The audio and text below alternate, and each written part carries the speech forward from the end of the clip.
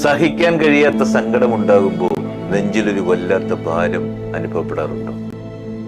തൊണ്ടക്കുഴിയിൽ നിന്നും സംസാരിക്കാൻ കഴിയാതെ നിൽക്കേണ്ടി വന്നിട്ടുണ്ടോ? മരിച്ചു പോയെങ്കിലെന്ന് ആശിച്ചിട്ടുണ്ടോ? ബന്ധത്തിന്റെ തുടക്കത്തിൽ പെരും സ്നേഹത്താൽ പൊതിയുകയും പിന്നീട് കാരണമേതുമില്ലാതെ അകൽച്ച പാലിച്ചും ബഹുമാനക്കേട് കാണിച്ചും ചിന്താക്കുഴപ്പം ഉളവാക്കുകയും ചെയ്യുന്നവരെ പരിചയമുണ്ടോ? ആരുടെ മുമ്പിലും നമ്മുടെ സന്തോഷങ്ങളെ പണയം വെക്കാതിരിക്കുക.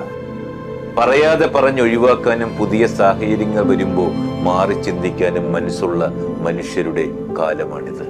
നമുക്ക് നമ്മളെ ഉള്ളൂ എന്ന ചിന്ത കരുതി വെക്കുക.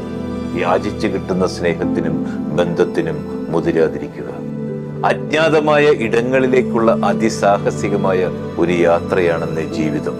വഴി തെളിക്കുന്നവരെക്കാൾ വഴി മുടക്കുന്നവരാകും ജീവിതത്തിൽ കണ്ടുമുട്ടുന്നതിൽ ഏറെ.